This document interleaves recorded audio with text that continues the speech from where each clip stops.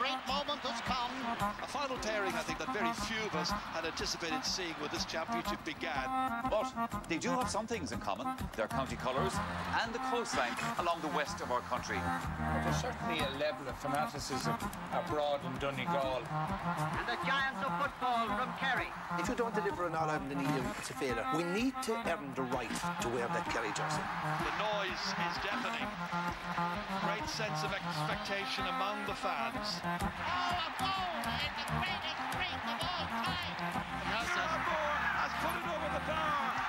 Goal. Clinical from Sheffield. Well, George Riley, what do you get at? He has been on fire. Michael Langer for Donegal. Opportunity here. And Kerry respond within seconds. It can be a moment of genius. It can be a high ball into the square, a goal. Something can change the game, the dynamic of the game. This is a mean, resolute Donegal. Anthony Malloy, who retired, who came back. The belief into Donegal is Jim McGuinness. We know Kerry's record against Ulster teams. And Kerry have dethroned the champion. Kerry lads come to Croke Park with enough. They're dangerous. Cracker. Two best teams of the year. It's going to be a fascinating tussle. Get ready for the battle of the wild Atlantic Way.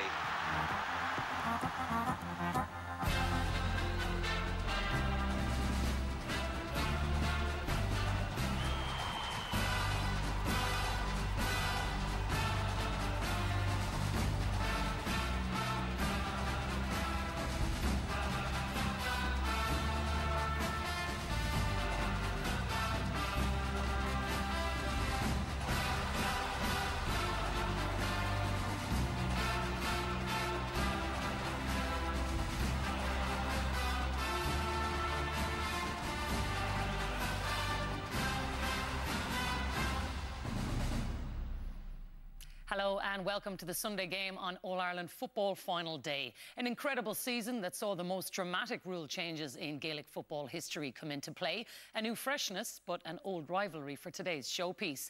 And at the end of it all, the country's most successful team are standing tall as Kerry are crowned champions for the 39th time. Our extended panel will give us their detailed analysis of today's final, and we'll have the Sunday game Team of the Year and the Man of the Match shortly. But first, let's go live to the Winners' Hotel, where the celebrations are well and truly underway.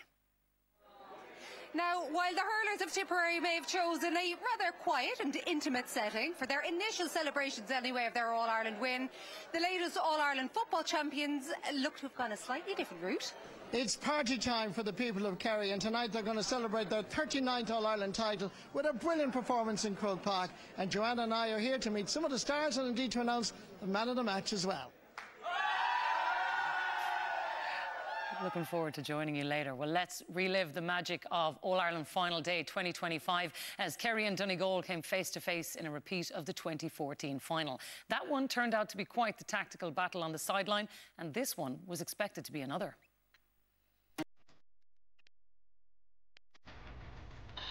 As Dublin was waking up, thousands were on the move, on the road from north and south, on the way to the capital.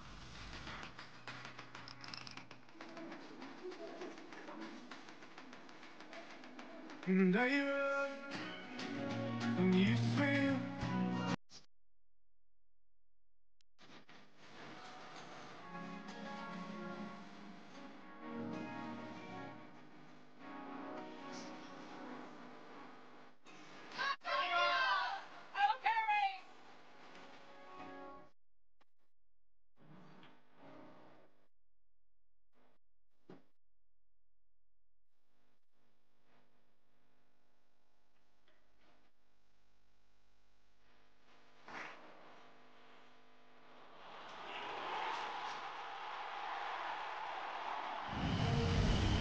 Jack O'Connor has never made a late change to his starting team in his 7 previous finals, and he continues that tradition today. David Clifford is in the form of his life after another amazing year and has been assisted up front by Seanie O'Shea and his brother Paddy, who are all hitting maximum power at the right time. Mark O'Shea began the year as 4th choice midfielder, but has taken advantage of injuries to claim a starting place, like Mike Breen, who's also impressed in their defence since being introduced earlier in the year. Michael Murphy made his sensational comeback for days like this, and the 35-year-old has been in brilliant form, and he brings that into his 3rd All-Ireland final. Keelan McGonigal is a late change to the Donegal team, with Hugh McFadden moving to the bench. Goalkeeper Sean Patton is one of the most influential players in the game, and today he plays his 101st game for his county. The sun is out, the conditions absolutely perfect. Kerry won the toss. They will attack the Davin stand end of Croke Park, and the All-Ireland final is on. And off we go. Here comes Gavin White, the Kerry captain, right down the middle. Kerry might favour attacking down the middle and try and keep Donegal out wide. And that's Dylan Gainey, and the first score is after 13 seconds. A pre-rehearsed move from the catch in the middle of the field. Kerry lead. Outstanding from Gavin White and Dylan Gainey. I'm expecting him to have a huge game today. Ryan McHugh. And Donegal with Oisin Gallen got 1-2 against Meath. He was brilliant that day. Gallen been tracked by Paul Murphy. Gallen takes it on, and Gallen has scored. Donegal equalise. Real calm, and that's a big start for Gallen. Oisin Gallen on the loop, and again another fella that if he gets ball and he gets firing, seriously dangerous. As you look around the stadium, it's very difficult to tell who's got more support. It's all green and gold. Kerry hanging onto the ball. Paddy Clifford for 2.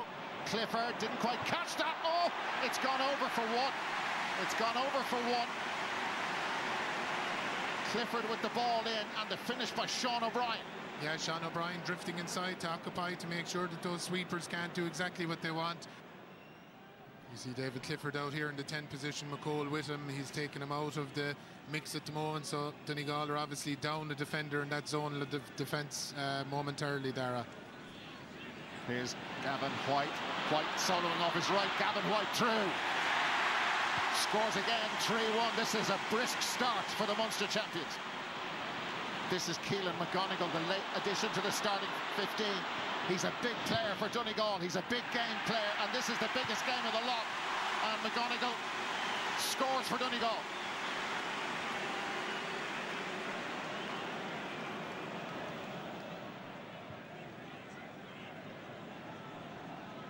So Kerry have put the two probably tallest players in their team in close to Sean Patton's goal. Gavin White has played really well already, and that's gone over again. And Gavin White has been one of the key men in this Kerry display. They've only been playing for 5 minutes. He's had the ball loads. It's an incredible start from him, Dara. He had the initial drive that led to the first point of the game for Dylan Gainey. Quicker attack this time from Kerry. Shawnee O'Shea surrounded. Arriving at pace is Mark O'Shea. They switch the ball wide again. Dylan Gainey didn't like the image in front of him, and here's an effort, and it's another score for Kerry. 5 attacks, 5 scores, and Paddy Clifford gets his first. 5-3. Ferocious accuracy by both sides, Darren, not alone in their shooting but in their skill set. That's a loose one. Donegal surprisingly give the ball away. You don't expect those kind of mistakes. Here's David Clifford for 2. McCall couldn't get close enough to him. Clifford! Paddy's at it now, David's at it, and that's for 2 points. First 2-pointer in an All-Ireland final. As you mentioned, so unlike Donegal, read well by Paddy Clifford. 2-pointer, huge score. The captain is Graham O'Sullivan, 12 on his back. He's had a really good year. David Clifford, this is for 2 again. He gave that absolutely everything. That's superb from David Clifford. You expect nothing less. He was inside at the centre of the D that time, and he came in the loop and again got a quick shot away, unbelievably accurate. Kerry doing things on their terms at the moment. Gavin White, that's into Sean O'Brien. O'Brien has started really well. This is for 1, and Kerry can do no wrong at the moment, and Donegal are rocking. It's 10 points to 3. It's all in their terms, Dara. They're doing everything very accurately. You mentioned it already. Sean O'Brien went in there, came out in the centre of the D. Fellas are being marked. The zonal defence is being pulled apart, and Kerry's accuracy is telling. So Patton goes out towards Michael Murphy. There was some pushing in there. It's a free to Donegal, and Kerry look really open. Here's Ryan McHugh. Gallen is to his right. It's gone out to Oisin Gallen. Oisin Gallen for his 2nd point, and they needed that. It just steadies them down. It's a fine score, all very quick, all very accurate. To be fair to Kerry, in those situations when you're pressing as they are, they're going to give up scores like that. David Clifford, oh now, that is Brendan McCall, and the referee decides that that was accidental. Yeah, we'll see it here.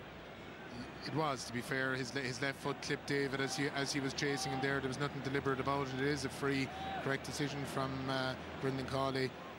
Good opportunity for Sean O'Shea now for another two-pointer. Kerry are certainly making that count in the first half. If Shawnee gets this one, it'll be their third one. Sean O'Shea for 2 points. And that's what he's done. So 3 of them. Paternoga for Donegal. They are 8 points behind. And that is a free to Kerry.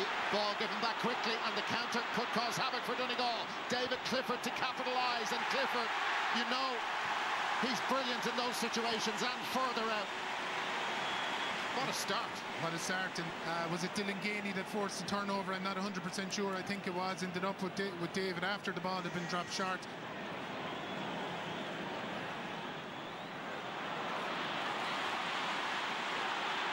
Michael Langan, and that's going to be its advantage being played. Now it's Shane O'Donnell for Donegal. Here's Ryan McHugh again. He missed Michael Murphy. Referee's playing an advantage. Oisin Gallen doesn't need the advantage, or does he? No, he doesn't. Point scored. Really good attack from Donegal. Just highlights their danger, and from Kerry's point of view there, you mentioned they've had a couple of wides. They've got a bit untidy. Donegal in an instant can be up. Shane O'Donnell, as he does so often, making the key pass in that move. He's brilliant at even adjusting the hand that's holding the ball, adjusting the height of that to get the hand passes away if he's under pressure. Shane Ryan's kick out. That was broken away from Mark O'Shea. Listen to the Donegal crowd. Here goes Conor O'Donnell. O'Donnell surging through. Casey comes across to meet him. Conor O'Donnell steadies down, takes the shot and scores. 2 in a row for Donegal. First time they've managed that in the game. Yeah, great score. Brilliant pace from Conor O'Donnell. They won the breaking ball when it came out long. He attacked at pace then. Ryan McHugh. Conor O'Donnell. Michael Murphy fancies a go. This will be for 1 from Michael Murphy. There you go. That's 3 in a row for Donegal. So it's now down to 6 points. Short kick out works for Shane Ryan and company. Paul Murphy. Oh, Murphy in trouble. Oisin Gallen. And now Michael Murphy. Straight line towards goal. Murphy takes the point. And now it's Kerry's turn to look really wobbly. 4 without reply for the Ulster champions. Yeah, great intensity, great turnover, and then forcing the turnover to score. Huge cheer. Dylan Gainey. Now look at Bruno Bugli. He's been in this position all game when they attack. Mark O'Shea couldn't hang on. It's back out to Dylan Gainey. And the Dingle man gets the score. So that's 2 without reply for Kerry. That's brilliant, Dara. That's the stereotypical way I'd expect to try and pick his zonal defence apart. So Michael Murphy has gone in close enough to Shane Ryan. We haven't seen Donegal try and kick the ball in on top of him. Did a bit of it in the first half of the Ulster final. That is Conor O'Donnell, and O'Donnell was tracked by Graham O'Sullivan, but O'Sullivan wasn't close enough to him, and that's a really fantastic score by Conor O'Donnell. Donegal haven't kicked a wide. So typical of their efficiency, that when they get the shots away, they're generally so accurate.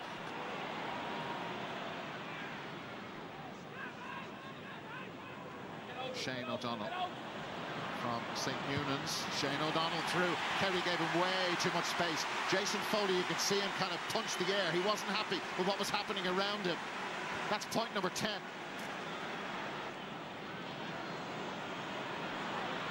Here is David Clifford. There's the urgency. There's the shot from Clifford for 2, and he's got another one. And that has worked absolutely perfectly for Kerry, and it gives them a massive boost at half-time, scoring another 2-pointer.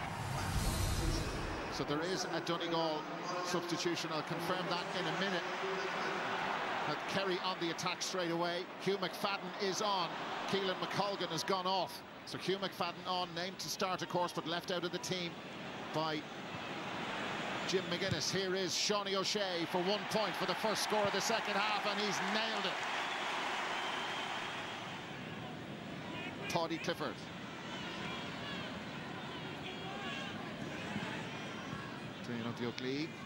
Toddy Clifford.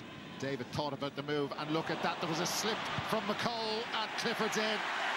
That was beautiful. How many times have they done that in the back garden over the years? That was gorgeous, brilliant. 8 points for David Clifford. All from play, Dara. Shane O'Donnell. Hugh McFadden is ahead of him. Oisin Gallant ran straight into Joe O'Connor, and then it's a battle, and it's a free in. Donegal get the free in. And now we're talking about the referee. The Kerry supporters don't like this call. Brendan Cawley saying Jason holding the arms. So Michael Murphy to chip away at that Kerry lead.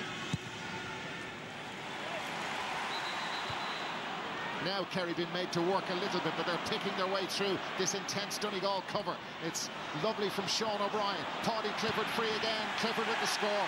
That is a brilliant, brilliant team score, and it just sums up what that team are all about. It was outstanding. It was football that won it for them there and got that score there. Ended up with Paddy, finished it. Excellent score. Great football. Shorter kick out, Paul Murphy. That did it not. I don't think it breached the 40-metre arc. He took the ball inside the arc, so that's a potential issue for Kerry. It's a free, certainly, for Michael Murphy. Michael Murphy trying to punish them and succeeding too, and if anyone can, Michael can. Here come Donegal. Shawnee O'Shea. There's a foul against him. Advantage being played, and we're going to get the free now as Keelan McGonigal ran straight at him. Going fast now. Conor O'Donnell for Donegal, and they're on a bit of a roll. That's their 4th point. Outscoring Kerry since the match restarted. It's better from Donegal. Brilliant catch from Mike Langan. Conor O'Donnell continuing with his excellent game. Great score from him.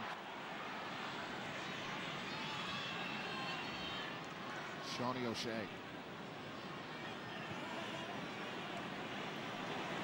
Oh, there's some space, a lot of space for Dylan Gainey. In that Donegal defensive system, you just don't expect that to happen. And Dylan Gainey was just all on his own. Yeah, look, he's an excellent forward. I had him in school, Dara. He's a great finisher. We haven't seen enough of it from so far this year. Because of the obsession with the likes of David Clifford, he's getting space. Donegal away here in their kick-out. At pace, Dara O'Brien. Options left and right. O'Brien still carrying it. Joe O'Connor just left him alone. They come back out to Conor O'Donnell, and Donegal, brilliant counter-attack. They've been doing that all year. We just haven't seen enough of it from them so far today. 6 points, the deficit. Finbar Rorty. This is their 11th game. Michael Langan. Shane O'Donnell turned back in, then gets it back onto his left.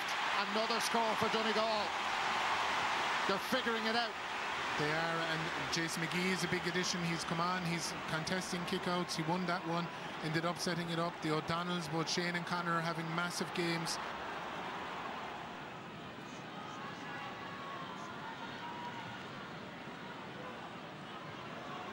Mike Breen. Gavin White. Joe O'Connor. And White's got in around the back. Brilliant from Gavin White. Goes with the fist. Absolutely superb. Remember the way he started the game? He was just different class, and he's back at it again. The Kerry captain. 5 points is the lead. Serious contest this is now. 5 points between the teams. Jason McGee. Advantage been played, free in, and Kerry are being forced to give away fouls and concede frees in really good positions for Michael Murphy. So Michael Murphy with his 5th point of the second half. It's 4 again. Dylan Casey, Paddy Clifford, and Graham O'Sullivan. Paddy again. There was a little bit of a gap there, and Paddy gets the foul. Coming together with Patter Mogan. Kieran Moore was close enough to it as well. And Shane Ryan's coming forward again. This all wastes some seconds as well. The Donegal management team, they have tried everything. They've thrown the lot at Kerry in the second half, and it's brought them to within 4. That can be pushed out to 6 now. And Shawnee O'Shea has done just that for 2 points from the free. Shane Ryan.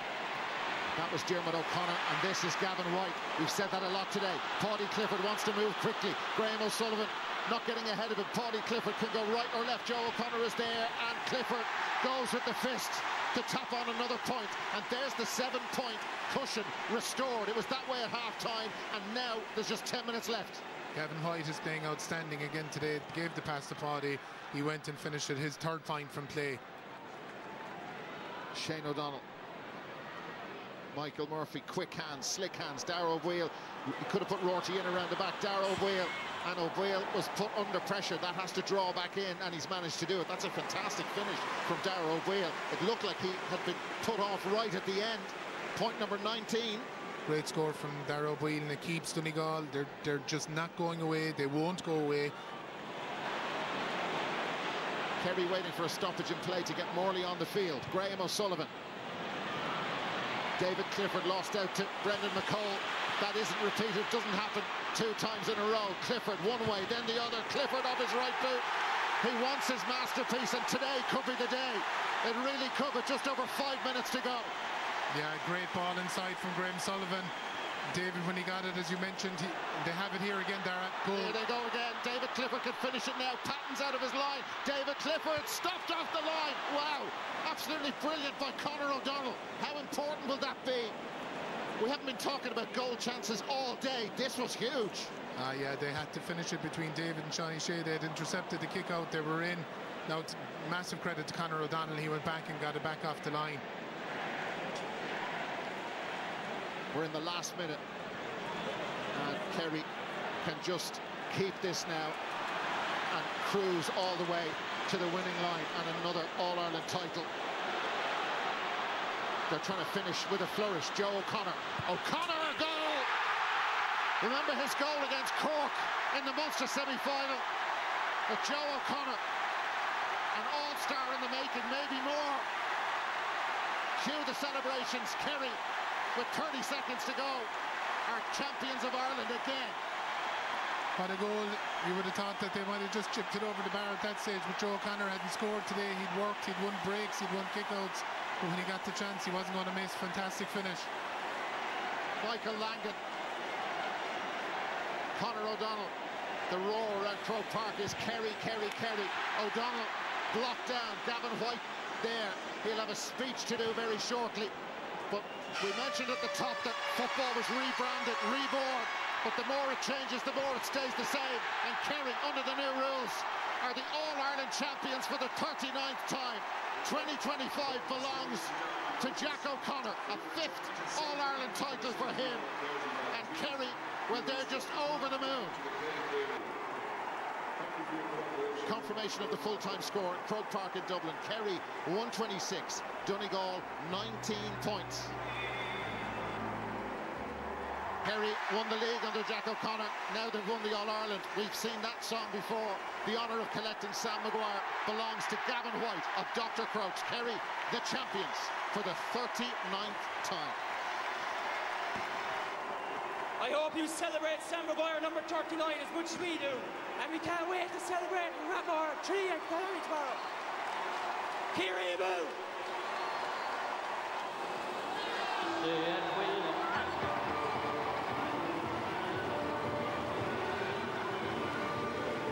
Celebrations aplenty in Croke Park for Kerry with title number 39. And I heard Jack O'Connor after the game, Tomas, saying that it was the most complete performance of the year. And when it comes to All-Ireland final day, that's how you want to win it, isn't it?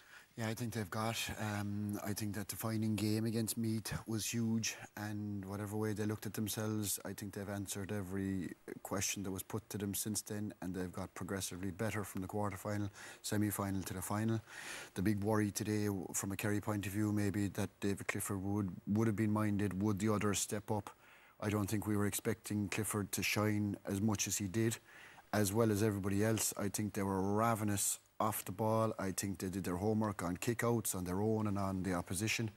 I think the strengths that Donegal carry, I know Gallen and the O'Donnell still had good, solid games and they kept coming at it, but say Murphy, Langan, their running game like Ryan McHugh, Rorty, Morgan, Conor Moore, they weren't as effective as they were. So from a tactical point of view, everything went well for Kerry today, but the big men stand up, Jackie, and since that match, and they were under pressure. You lose Tom Sullivan, you lose Diarmuid O'Connor, Barry Dan O'Sullivan, which is your starting midfield. Paul Ganey, their backs were completely to the wall. I'd say if Jack was being honest and trying to get a straight answer out of him, probably his sweetest victory of the lot, because, and I think what hurt them most was most of the criticism was coming from within the county, and they were questioning them. I think you saw Paddy after the game giving an interview, but it was one of the best All-Ireland wins that they've had. One of the most disappointing days for Donegal, Mark, because it just feels maybe they weren't at that pitch today either. Yeah, I think we'd be a lot more disappointed if it was maybe a 1 or 2 point defeat. I think sometimes you have to tip your hat to a better team. Kerry were awesome today, all over the field from the moment from the word go. We've seen Gavin White just take off for that hot ball, and he set the tone earlier on in that game. And Donegal were chasing Kerry all day long, and they're not a good team to chase, because when you have to press a wee bit up on them, you start leaving gaps, and we've seen what they could do with gaps today. And listen, Donegal have to look at it, and maybe we could fix a few things, but ultimately Kerry were just by far the better team in the day. Felt that way, Kieran, didn't it, from a long way out, that Kerry were just at a different level today? Yeah, it did, right from the off, Jackie. They really went for it. And, you know, they probably badly exposed the Donegal defensive setup. We were coming into this final thinking it was a team that takes more risk against a team that wants to control, and they didn't let Donegal have those controlled possessions today. They put pressure on them out the field, but ultimately it was how they went at them going forward, and particularly, you know, they had that 15-16 minute blitz the first quarter, similar to what we saw against Armagh in the third quarter. They've had that in their locker. When they get on top of a team, when they get that momentum, they can put a team away because they have the superstars up front, and they won the game in the first 20 minutes today. They nearly put it to bed. And they were you said that even at half-time, yeah. Like, I was one of the many that had sort of tipped Donegal's, and you're feeling very stupid tonight. But one of the reasons I'd tipped Donegal was because I'd seen such aggression. Tomas described them as ravenous. I'd seen that against Armagh, I'd seen it against Tyrone, and I wondered, could they get that pitch again? Because the body language of the players in those other two games, they brought a real edge, a real physicality. The break ball stats in those other games stood up to that, and today again. Today, they went to a different level again. They were, like, they dominated that game from the off. Donegal are a good side. They didn't play well today, but so much of that was down to just that sheer energy. And we'll talk about tactics, and we'll talk about this and talk about that. The biggest ingredient of all is the energy and fight you bring to the game. Kerry brought it in spades, particularly at the start. And they had a lot of, they felt the more experienced team from the start. I know I mentioned it, like, when we were at the game watching it. I felt there was a nervousness about Donegal in the warm-up. I think they broke away from the parade very early. They broke away after the presidential handshake, and they were doing a lot of activations. You just felt that there was a little bit of a tension there, that they were trying to maybe they didn't feel they hadn't been there before. Where Kerry, there was just serenity. They were pure calmness. And then once they had to start, once the game started, they came out fighting, and that was real experience. The first 20 minutes, that shift defence, that they were excellent in the earlier rounds of Ulster Championship, getting from one side of the pitch to the other, that energy just wasn't there. I think if you looked throughout the week, all the talk was around kind of the midfield battle, how good that, you know, Donegal, Michael Lanyon in particular. We know Hugh McFadden didn't start, you know, we'll speak about that later in the programme, was that right? But I think, like, you look at the unheralded players like Sean O'Brien, Mark O'Shea, players like that, you know, they've done a huge role today. Like, I thought Sean O'Brien was excellent, you know, kicked 2 points. You know, he played this role where they brought a lot of them in deep, a lot of their midfield players in deep, Graham O'Sullivan in deep, gave Clifford the space to come out, you know, be able to kick his 2-pointers. So I think it was players like that today that really stood up, and pressure was put on them all year. As Smo said, they were missing, like, Dermot O'Connor obviously came on, Barry Dan, they were missing their main midfielders, and these young lads come in and stood up, you know, to a powerhouse of a Donegal midfield that has been lauded. Like Michael Langan going in today was potential player of the year. You know, and he was really quiet. So I think them players for Kerry were excellent. I think Donegal found a massive step up in quality against the opposition today. You know, we got the quarter-final, the semi-final. We're against, you know, arguably 2 Division 2 teams this year.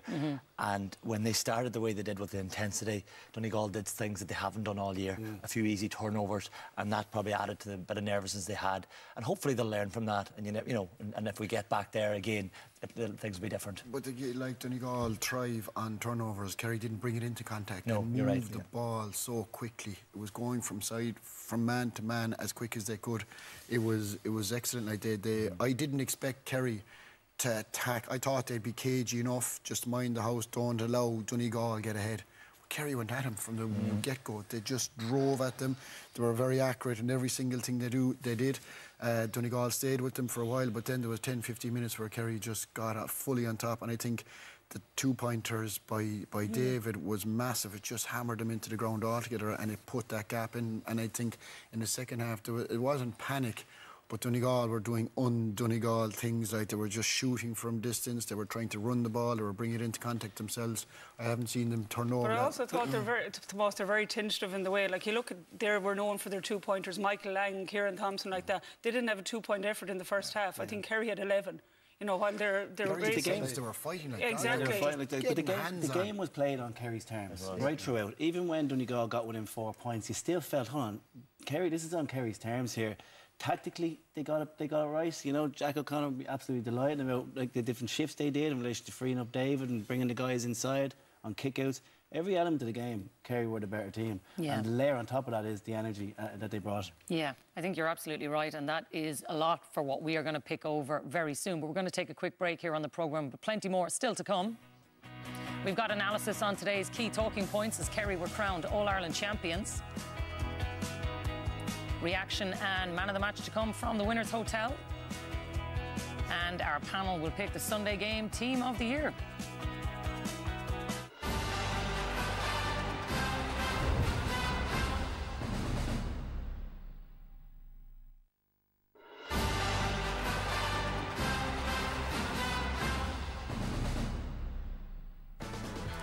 Kerry are All-Ireland football champions for the 39th time. Jack O'Connor in his third spell in charge, leading a Kerry side to the promised land for a 5th time. Their best performance of the season on the biggest day of all. The sun is out, the conditions absolutely perfect. The All-Ireland final is on. It's a loose one. Donegal surprisingly give the ball away. You don't expect those kind of mistakes. Here's David Clifford for 2. McCall couldn't get close enough to him. Clifford, first 2-pointer in an All-Ireland final. First half, like, I thought both teams were cracking scores well in the first half, but Kerry really seemed to go after the twos and kicked a lot of them, and David Clifford, I suppose, some of them were absolutely exceptional, you know, so listen, we've no qualms. Even though we won the All-Ireland in 2022, it was the first time ever we put a 70-minute performance together, and we're absolutely delighted with it. I heard the great man called Brian Cody talking years ago about panel spirit, and you can't beat it. You can't beat it.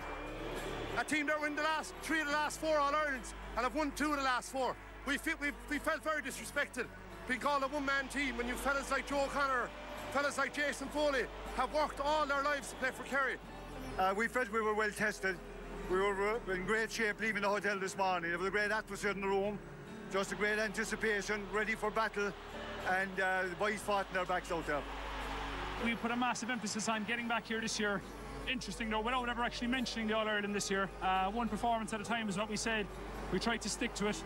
And obviously then we had to kind of re-evaluate after the Meath game, but Jesus, we'd be massively proud of how we came back after that Meath game, to be honest. Some days you just have to take it on the chin. That's just the bottom line. You have to take your medicine, and that's what we're going to have to do here today. A lot of this group has lost a good few All-Ireland finals, like in the last big games, so we wanted the right wrongs, and we setbacks throughout the year as well, and we just kept going at it, kept showing up in training, kept learning, and we're just so proud of everyone. Like, they're trying to finish with a flourish. Joe O'Connor. O'Connor, a goal! Cue the celebrations. Kerry are champions of Ireland again. 2025 belongs to Jack O'Connor. As I said earlier, hats off to Kerry. They've come in, they've done the business, and we'll have to go home and think about it. Just thrilled for them all, I mean, you know, this was a tough all year now. I have to say, you know, there was times when we were well tested this year, but delighted now that it finished like it did. Oh, Jack O'Connor's given a masterclass, in fairness to Moss, in his way that he's spoken. But interesting to listen to David Clifford there as well, saying they weren't talking about All-Irelands. I'd say that's rare enough in a Kerry camp that they're not at the start of the year saying we're going out to win All-Irelands. He's talking about performances, not, you know, that's very open and honest from him there. Well, I'd say halfway through the season there was nobody thinking Kerry were going to win an All-Ireland, so they were talking about the next game. I don't think it sparked Jackie until Like, there was no talk or no hope or no genuinely thinking that Kerry were contenders until 6 weeks ago, maybe, when they came, and that 15-minute blitz against Armagh was the turning point, because they were 5 points down against Armagh at that time, and it literally was something like that. But Kerry have gone through that. Jack has gone through that. 2009 was very, very similar. I think that experience was invaluable to him, like, where we were just ambling along and we were trying our best, you just couldn't switch it on. But it just happened for them. So I would say that he's not telling lies there or fibs, that it was match to match.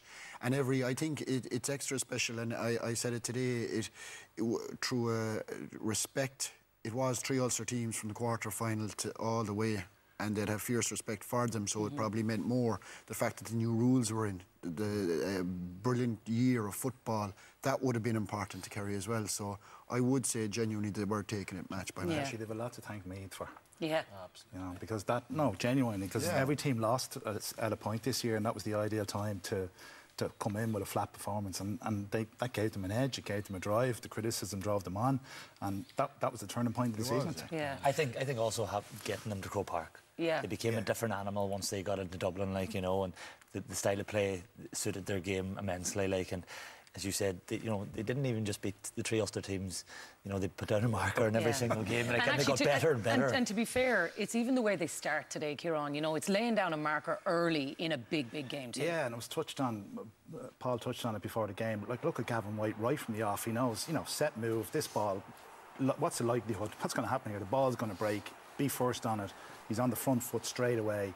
The captain, the leader, and he drives into that space. And what a way to start, to set the marker. Geaney comes on the loop and pops it over the bar, and from there on in, I think Kerry rattled the Donegal defensive system very, very early. They were always going to play that zone of defence. They were always going to try get guys into the pocket. They were always going to be watching Clifford in terms of trying to double up, and it was probably Padder Morgan a lot. But Kerry were alert to that, and the fact that other guys started to step up, they were able to get the ball, switch it to the far side of the field. You can see they used Sean O'Brien and Mark O'Shea, Graham O'Sullivan. They were the guys that went in on the edge of the square, occupying the Donegal defenders. So it comes out here, and they've a 4-on-4, perfect position for Kerry. And Gavin White, as we stage, he just went at it. He was immense in that first 10-15 minutes in terms of the leadership he showed. And again, you know, this is without the Cliffords or the Shawnee O'Shea's getting into the game again. Clifford is out. Morgan is keeping an eye down that left channel. The guys are occupying inside, and Sean O'Brien shows out off his left foot, pops it over the bar. And I think they 13 points, Jackie, on the board after 15-16 minutes, and that was like the pace they started at, how they went at them, and how they kind of knew Donegal were going to set up, and they blew the zonal system to pieces. You've played in enough of those All-Ireland finals, Paul. If you get a start like that, the confidence it must give you, because you've got to feel at that point, this is our day. 100%, and you know, there's always that air of trepidation coming into a final that you want to perform. I think, you know, even through my Dublin time, we never got the performance we wanted in any final. Like Jack was saying there, where they felt it was a complete performance. We've got over the line, but to do their best performance on the biggest day, there's a very fulfilling feeling about that as a player, as a team, and certainly as a management team. So to get the start in the first quarter, you know, really sets the foundation for that. And like, they totally blitzed Donegal, so it's a perfect start. Yeah, they did, because Donegal will feel tonight, and that maybe they got some of those decisions wrong in the way that they tried to set up against Kerry, and maybe if they had their way, they might have made a tweak or an adjustment at some point. Yeah, there was a lot of talk coming into the final about the slight differences between the two teams. Donegal, from quite far out in the year, were dedicated to a zonal marking system. Here we see their defence back, all set, relatively close. It's the Gavin White point. Now, the quality of Kerry play in this first phase, like, Donegal don't do a lot wrong in that particular clip. Here we can see how narrow they are. Like, there's 9 players in view in that clip. We've got McCole on Clifford out here, underneath the Hogan stand. But Kerry just pick holes. And again, the quality with which they played, and then the switch wings, again, you've got 9 players there this time. Again, McColl's marking Clifford, but that means over on this Hogan stand wing, Owen Bangalore had to come across. It was a 1v2 situation, and Kerry picked them apart. 1 turnover in that first 19 minutes, 13 points. They were a phenomenal force. But Kerry, if we think Armagh played Kerry, dropped very deep to try and snuff out the David Clifford goal threat. Kerry were all about points and goals from the start of the year. Armagh dropped really deep. Sean O'Shea picked them off from distance. Tyrone had a sort of a man-to-man, but a +1 version of that. They got tore apart. Kerry could have had 5 or 6 goals. Today, Donegal went the full zonal, and again, Kerry tore them apart. So what's the best way then to stop them? when Kerry play with that sort of quality, they are irresistible. But certainly, you would have to say, like, Tyrone shut down Paddy Clifford and Sean O'Shea, and that worked well for them. It was just David was David. Yeah. So it is a conundrum that no team has figured out yet. I think this year, more than any other year, it was first time, not the first time, but I think Kerry, I don't know, is it the new rules? Is it the fact that there's less men inside in that half the field, but they were taking on their men, they were creating the one-on-one situations, and instead of one man being there, and Donegal would probably be used to time, if there's men there, they'll just pass it sideways and go backwards. Kerry were just trying to knock down doors. You'd like to Brian Begley, Gavin White, Shawnee, Paddy, Joe O'Connor, constantly trying to run at defences. I think it made a huge difference. But could they have gone man though, Cora? Could they have actually just switched it up and said, OK, we're going to go after them here? Well, they could, but I still think they could be in trouble. I think if you look throughout the game, you know, the biggest thing when we were watching today was Paddy Clifford. You know, he was the conductor of the orchestra. He, you know, got on the ball a huge amount of times, and once the Donegal defence had set up around that arc, they weren't coming out. So he was just conducting. We'll see in later clips, he gives a lovely pass into his brother a point. So he knew what to do. At times they'd drive at them, at times they'd hold possession. But I do agree with Tomas. You'd see their running game, particularly in the quarter-final or the semi-final against Tyrone as well. Like we used to think that, oh, the Donegal running game was huge. But they're, like the semi-final, their half-back line, and Breglach, Mike Breen, Gavin White in particular today, Joe O'Connor, when they ran at Donegal, they had no answers. But when the system was not working, they had to make a change. And the obvious change everyone probably was saying was that Paddy Clifford had to be man-marked. And we've seen Donegal do that against Armagh this year, where Grugan was man-marked by McHugh. Coming into the game, a lot of people might have thought that was what was going to happen. But to not do that in the game, like, you know, it was so obvious that Paddy was... One of the conundrums coming into Donegal previously have always man-marked 2 and done a brilliant job of snuffing them out. But Kerry had sort of 3. But and then suddenly, if you try to man-mark 3, you're suddenly leaving all their gaps as well. So it is... But I'm saying mid-game, all 3 of them had a good go. We can be very smart here. I think after 10 minutes, you had to notice that Paddy Clifford was just pulling the strings, you know, and the thing we've seen probably against, especially, say, Armagh in that second half, is when Paddy Clifford's on the ball, he finds David. And, you know, and most of David's scores today came from a wee pop pass from Paddy Clifford or a kick pass. So to stop David, you have to stop Paddy. Can I ask you a question? Before this match, would you have considered, in pecking order, David, Shawnee, Paddy, or David, Paddy, Shawnee? I would have been David, Paddy, Shawnee. I was talking to Donegal man, and he was the other way. And from him, I thought they were going to go after Shawnee and David. And I was there, Jesus, you'd be a fool to leave Paddy free. Yeah, no, I thought more so like the Armagh game. I thought that they would have obviously man-marked the full forward line like they do, and then pushed out on one player, and that one player was Paddy Clifford. But, like, you know, I think he had over 50 or 60 touches, like, you know. Yeah. Well, look, loads for us to pick over. We're going to continue to do that, trust me. But we've got to go live to the hotel because Jack O'Connor is standing by with Joanne. Jack O'Connor and a man who's part of a selection team as well in Cian O'Neill, who rejoined this year. And you may not be the only people who are picking over this, because Cian and Jack were standing here looking at the highlights of today's game and going through it bit by bit as they were getting ready for this. First of all, Jack, you're always so matter-of-fact after games. This is your 5th All-Ireland win and a double as well. It must bring this great satisfaction. Is it satisfaction the right word to you, but probably to your family as well? Sure, it's great. Joanne, you know, it is a fantastic night, you know, to be celebrating here with all the supporters and the families. We've been on the other side of it as well, you know, where we've lost finals, and it's night and day. It's agony and ecstasy, so thankfully it's ecstasy tonight. When you look out and you see we have the players here in the room with us, because obviously your game plan and everybody will talk about how well that worked, but when you see individuals perform close to what must be their peak of their powers, what is that like for you as the manager on the sideline? Sure, it's very rewarding. I mean, the coaches have done a fantastic job with them, and our S&C lads and the physios. I mean, it's well known that we had a lot of injuries this year, but the boys did tremendous work to get that many boys back on the field. But it's great when things come together. I mean, 5 or 6 weeks ago we were on our knees after the defeat up in Tullamore. So it's very rewarding when people stick together, you know. It's easy to jump on the bandwagon when things are going well, but when things aren't going well, that's when you find out about people. So we found out that we had great unity in the camp. We had great unity in the whole group, so that was rewarded today. It was a theme that actually came up quite a bit with a number of your players as well, and everybody talks about how you were supposedly written off after the Meath game, but were there some home truths delivered then perhaps as well? There wasn't. I mean, we were down a lot of players and key players, you know, players that make the people around them play better. So that was an important factor that was overlooked. And we felt that, to be honest, that we weren't as bad as we looked that day, and Meath were a good team and played very well against us, as they proved afterwards in reaching All-Ireland semi-final. So, look, we didn't give up hope. We had too much put into the year to throw in the towel that time. So, just delighted now it worked out. Cian, it's a different role, obviously, for you being involved with Kerry than the last time you were here. Would you just take us through your part in this and in this year's setup as well?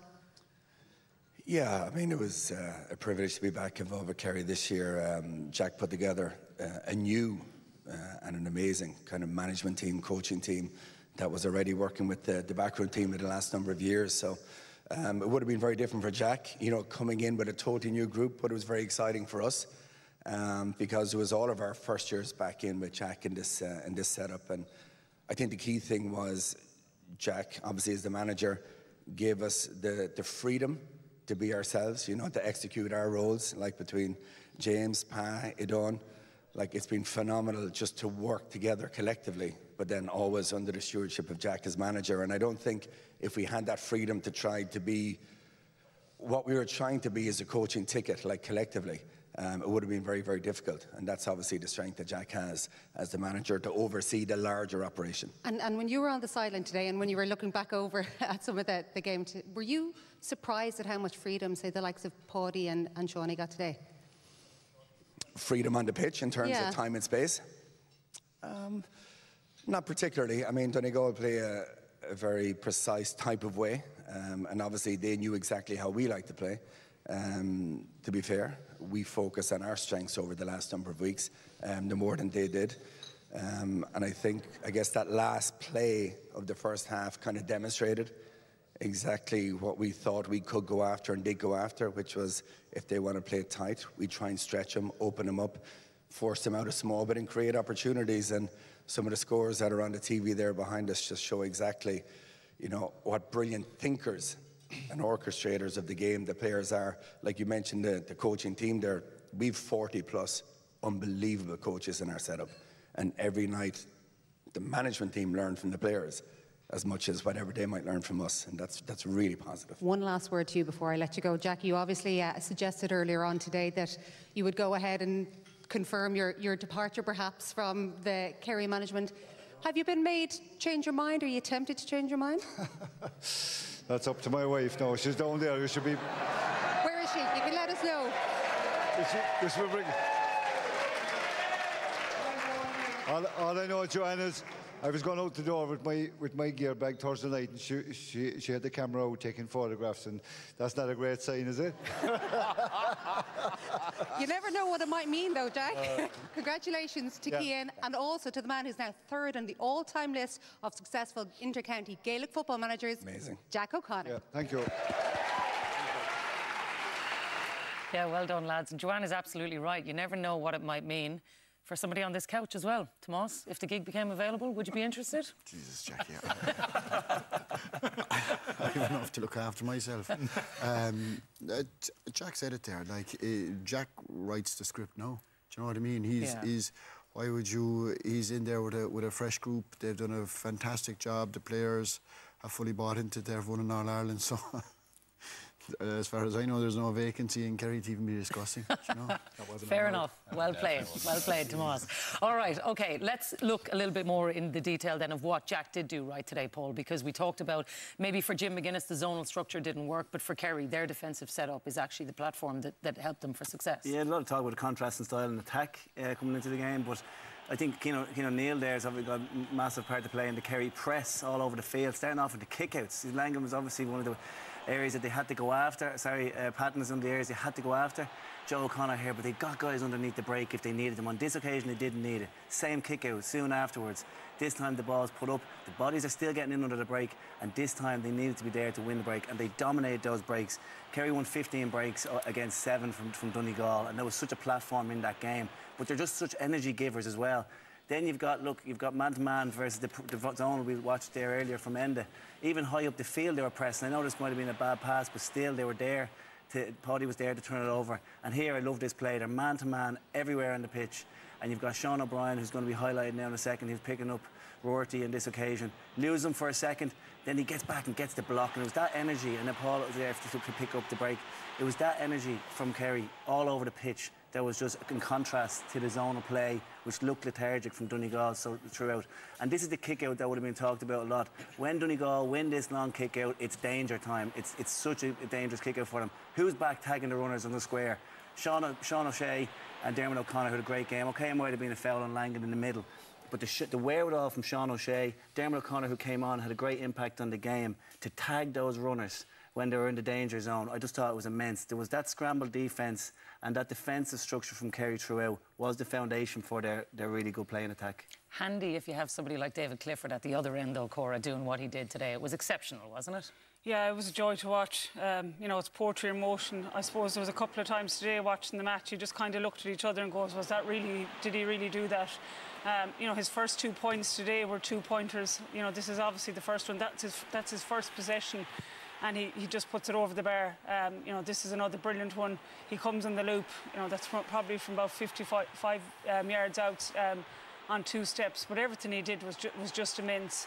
You know, as highlighted earlier on, you know, at times he was drifting out to the left-hand side, and, you know, they were trying to get fours the other side. But, you know, he was just brilliant. You can see here such connection with his brother, the shake of the hips, brilliant pass in by Paddy, and just put over the bar. You know, I think he had 12 or 13 possessions in the game. You know, 9 points from play. He missed that goal at the end. You know, this is probably, you know, his best score today, maybe. You know, just takes on Brendan McCole, brushes past another defender, puts it onto his right foot. But I think he was a man possessed all year. You know, he had really that kind of fight, aggressiveness in him. But I just thought everything he does, you know, you just stand and, you know, many times today I said to the guys beside me, that's just outrageous. He's been brilliant. What is it, 862, averaging 9 points a game this year. You know, he's just phenomenal, everything he does, without a doubt. I know we talked 2 weeks ago when Tomas was on the couch here about being the greatest of all time, and without doubt in the All-Ireland final today, he's certainly the greatest footballer at 26 years of age.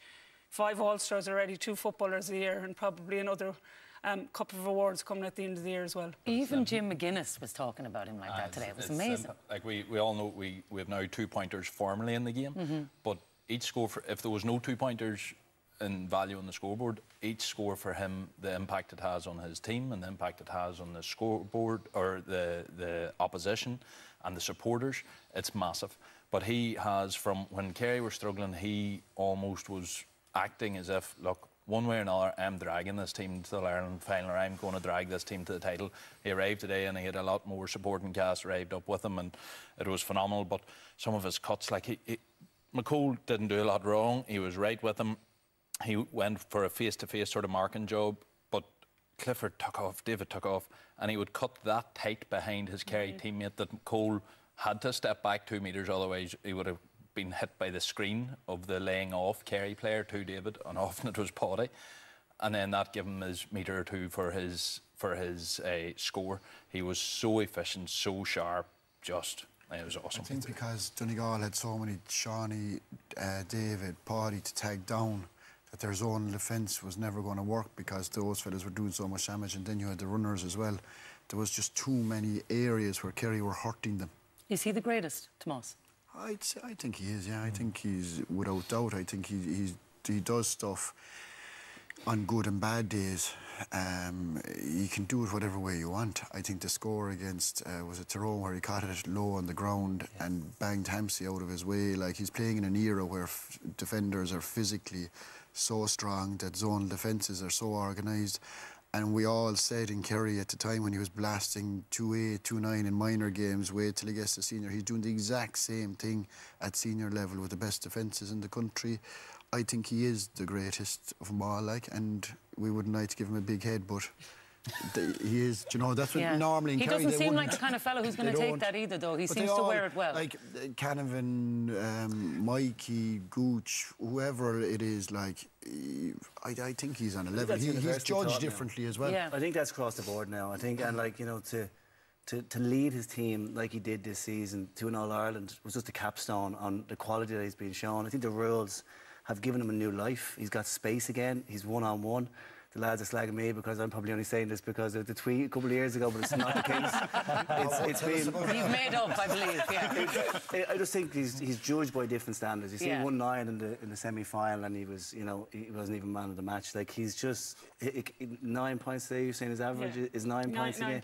Like, it's a sick joke, really. He's just so phenomenally good, and I think it is universally thought now that I think he's actually getting better. Yeah. He's not hit his prime. And that's the scary part of this whole thing. Like, you know, I think it was against Tyrone, he was swapping a jersey, you know, and you could see the physique of him. He's actually got more leaner this year. And the new rules, obviously, are just sitting him down to the ground. And I think the one thing, the good thing about Donegal coming up here today and the disappointment going home, at least they've got to watch him play.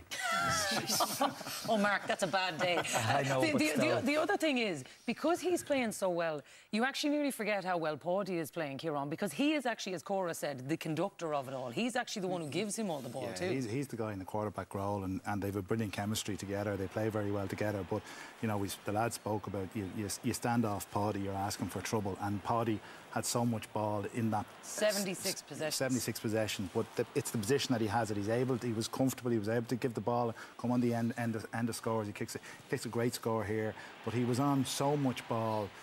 It was nearly criminal from a Donegal perspective. And here's the second half, and you talk about David inside, but Paddy being able to see a pass, you know, like, he can see the pass at this point. He knows David's going to double back. He knows he's going to land. It's an absolute brilliant pop ball into David for a very, very simple score.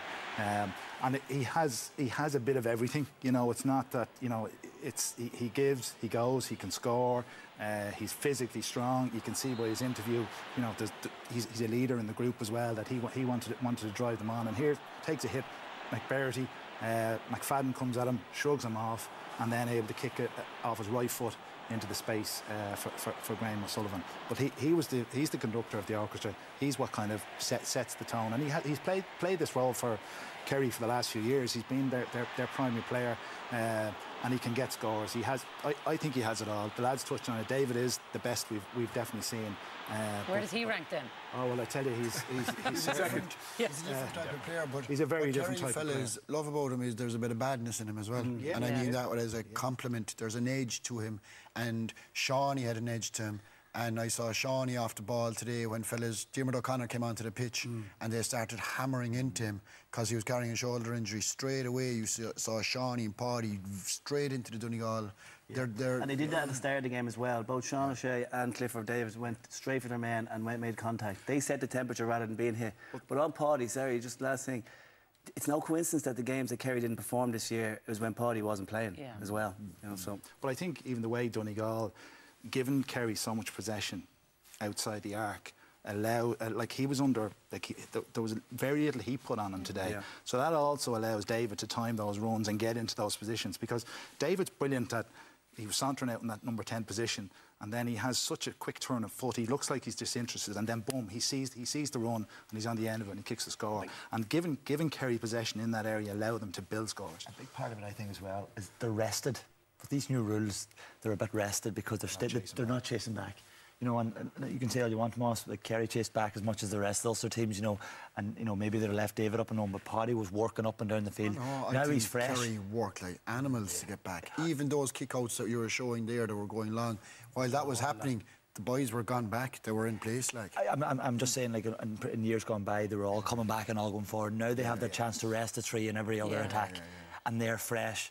And when you've David Clifford and Paddy Clifford fresh, like the other thing is, Mark, the supporting cast is much better. Like, this is not a two-man team. When you look at the examples of some of the other players today as well, they're not reliant on them in ways that they might have been. No, they're not. And I think Paddy said it. There's an interview. You know, I'd say that there's a few interviews that they maybe hurt them. You know, they're chatting about a one-man team, but you know, straight from the off, Gavin White here.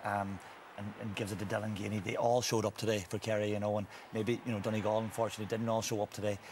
We see Sean O'Brien, who had a fantastic game. He kept in the depth all day long. Sometimes the most difficult thing to do is the easiest thing to do in a football field, but he did it brilliantly today. We see Gavin White, who was outstanding today from the word go. Kieran spoke about him, but getting up, getting the fisted score, got a kick score, and then in the second half brought them back into the game when they got back to 4 with a fisted score. Joe O'Connor, monster of a man, catching ball all day long. We see a turnover here, I think it's from Brino Begla, you know, on Murphy. They're crucial moments of games. They just give the energy and the lift and the momentum to the Kerry team. We see it here again. You know, Joe O'Connor winning ball all day long around the middle of the field. So to suggest that the Kerry are a one-man team, like even, you know, even Shane Ryan, who's been exceptional all year. Like I'm sure we're going to pick a team later on. There's not going to be one Kerry man on it. So whoever might have said in papers gone by in the last few weeks that Kerry were a one-man team, they're proven wrong today. Yeah, they certainly are. I think the biggest performance, we haven't spoken about, we've spoken about enough in the semi-final again, was Joe O'Connor. He had another humongous performance today. Some of his catches, some of his turnovers, I thought he was immense again today. Yeah, he wasn't the only one, and he was a big reason that Kerry were crowned All-Ireland champions today. We're going to take another quick break here on the programme, but we've got plenty more to come. We're going to look back on another memorable football year. Don't go away. Here's your chance to win the ultimate trip to the Big Apple, New York City. You and a friend will fly in style in business class with Aer Lingus, and with daily flights to New York from Dublin and Shannon, it's never been easier. Check out aerlingus.com. You'll stay 4 nights in the Liam Neeson penthouse suite at the 4-star Fitzpatrick Grand Central Hotel, where a warm Irish welcome awaits. It's located in the heart of Manhattan and just steps away from some of New York's iconic attractions. More on fitzpatrickshotels.com. And so you can experience top-class entertainment, dining and shopping. There's $2,000 spending money too. For your chance to win, answer this question. Galway faced Armagh in the 2024 All-Ireland Senior Football Final, but which of these is the current Galway manager? Is it Pádraig Joyce, Dessie Farrell or Jack O'Connor? To enter, call 15 17 71 71 74 or text the word GAME followed by your answer and name to 57886. Maximum cost per entry is €2.50. You must be over 18 to enter. Lines will close at midday on Monday, August 11th. Full details are on rte.ie/competitions, but the lucky winner will also be revealed.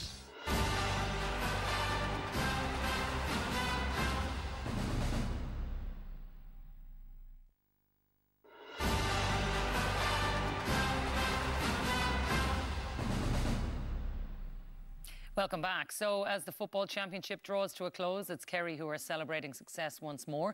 A year that saw a radical revamp of the football rules, more scores and more scares. Meath toppled some kingpins and Louth were crowned Leinster champions for the first time in 68 years. Michael Foley takes us through the highs and lows of the 2025 championship season. At the end of a football championship that seemed so unfamiliar and unknowable from the start of the year, for so many thrilling reasons, we get a familiar ending. Change the rules, change the challengers, roll out the shocks. Kerry have been beaten in Tullamore. Talk up the sense of crisis. You're looking at a lot of vulnerabilities in that team right now. But through every great tidal wave of change and discomfort, Kerry endure. For that is what they have always done. They truly are the kingdom of football. It was often said years ago of these times between footballing empires, when the football championship felt more wide open than normal, that Kerry could gather All-Ireland medals here and there like spare change in their pockets. But no All-Ireland was ever won easy or achieved without its own context. Losing to Meath in the All-Ireland series was that jackknife moment for Kerry. It hadn't jeopardised their prospects of progressing to the knockout stages, and their Munster and league titles couldn't be taken away from them. It's rather fitting that the Micheál Hurley Cup is going home to Kerry. But it provoked uncertainty. Injuries were suddenly magnified into a significant problem.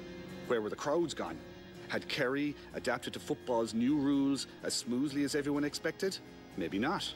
But they found a way. The telling of this Kerry triumph in years to come will be told through the lens of David Clifford's extraordinary season, returned this year refreshed and ready to lay waste to all comers. It's a goal chance, surely! Who else but David Clifford? And there were others. Joe O'Connor grabbed his year by the neck precisely as Kerry needed, and an array of players emerged at crucial times against Armagh and Tyrone to drive Kerry to their most familiar place, an All-Ireland final. For everyone else, it was a season of redemption for the game itself, far beyond what anyone might have expected. Looking at Kerry manager Jack O'Connor winning his 5th All-Ireland title in 21 years, and Donegal's Jim McGuinness returning again with the singular focus and will to drive Donegal so close to ultimate victory, it's hard not to see the connection between their hallmark conviction and the same determination epitomised by Jim Gavin as head of the Football Review Committee to take the game he loved and make it better. The results have been astounding, aiding the emergence of historic new champions like Louth. After a very, very long 68 years, the Lady Cup is back in County Line! Come on! Creating the conditions for mighty shocks. The day belongs to me. The Royals are back in football big time. Up the Royals! And the continuing emergence of an underage empire in Tyrone, while also providing the foundation for a succession of absolute classic games. What an incredible finish to the game. Drama upon drama. The Tailteann Cup delivered Kildare as winners, perhaps the crucial nudge to awaken a sleeping giant. And in Kildare and Kerry, the poignancy of them both winning All-Ireland titles in the same year as Mick O'Dwyer's passing will linger with them. O'Dwyer was football's Leonardo da Vinci, its greatest Renaissance man, his life in football reaching from genius footballer to remorselessly ambitious trainer, inventing new ways of play, bringing his teams to heights of thrilling virtuosity and success never imagined before. They tell us that Sam Maguire is on show for the last time here in this county. But let me tell you, we are the owners of that trophy. He was a revolutionary and a rogue. People at this time of being are writing us off as a spent force in Gaelic football. God knows what they're going to be telling us next year, because I'll tell you one thing, they'll have to put up with us. Growing up in Waterville among tourists, Hollywood celebrities, island people, and visiting superstar athletes, fishermen and farmers, pulling every strand together to make a living, taught O'Dwyer the value of all things. Work, football, talent, and a world outside Waterville. Football would be his vehicle. He could get there. I don't believe there is anything that I love more than watching football. I'm addicted, totally addicted to the game. He will have looked on today from some happy place across a footballing landscape transformed, a game revived and thriving, and the cup returned to the kingdom, his every last wish come true. Yeah, beautiful words from Mick Foley there, wrapping up the football year. So we've asked you all to sort of pick something that stands out for all of you. And Corey, you're going to kick us off around, I guess, the new rules. We always kind of felt maybe they were going to be positive. I don't think any of us expected just how brilliant they were going to make this game of football this year. Yeah, definitely. I think the new rules this year has made the game, you know, really, really exciting. I suppose I picked kind of 2 clips. You can see the first clip here was a long kick out by Sean Patton. The ball is worked up. And within the space of, I think, about 12 seconds, Oisín Gallen has the ball in the back of the net.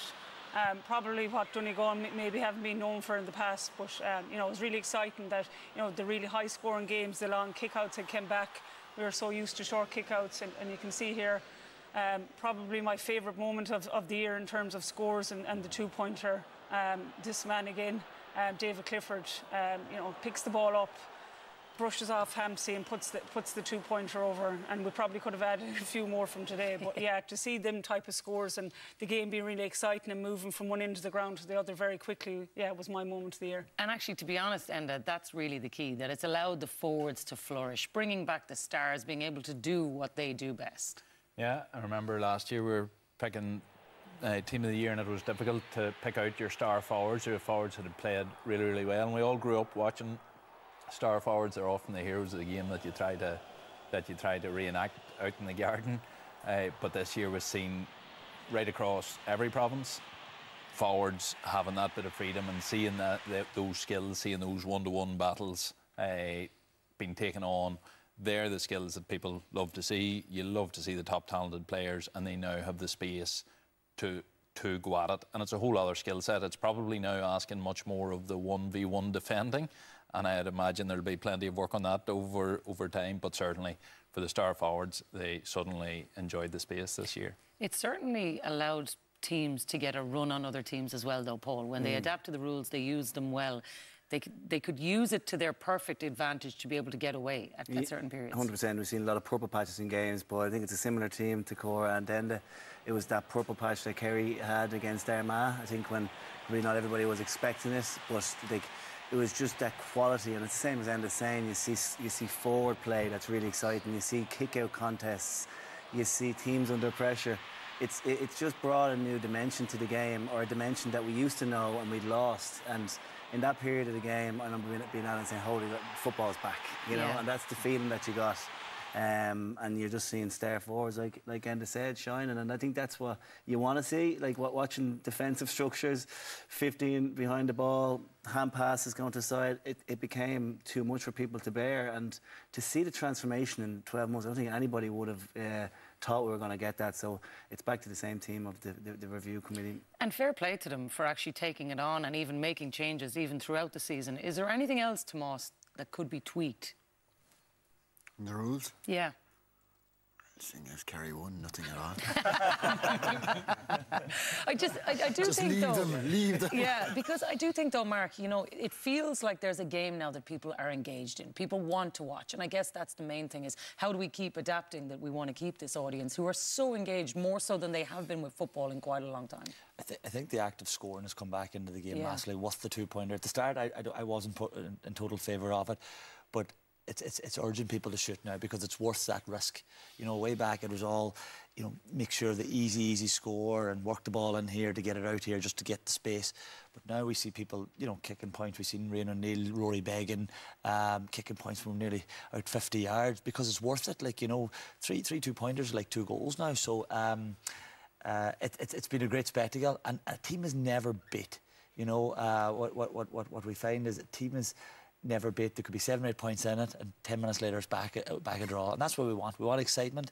Momentum's huge in it, and the only thing I suppose from an Irish point of view where I live especially, is I just think the conditions play an extra part that probably is the only thing that I don't agree with it.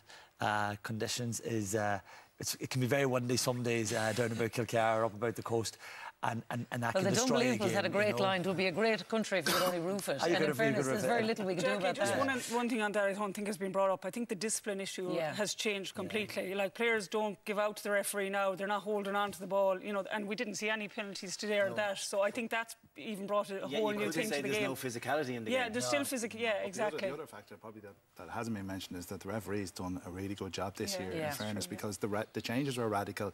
We probably anticipated at the start of the year a lot more maybe controversy because it was new to everybody, and in fairness to the referees, they done a really good job this year. The other thing that was new this year, Kieran, is you see teams like Meath going on a run, Kildare winning the Tailteann Cup, Louth winning in Leinster, a massive story this year. Yeah, the much maligned Leinster Championship.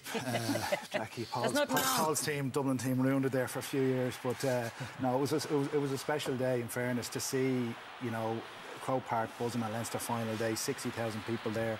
And Louth, after what happened in 2010, you know, first time since 1957, you know, what it meant to the people of Louth that day in Croke Park, the buzz around the place. And like, not only were, you know, Louth revitalised by their win, but Meath came charging back into the championship as well after beating Dublin.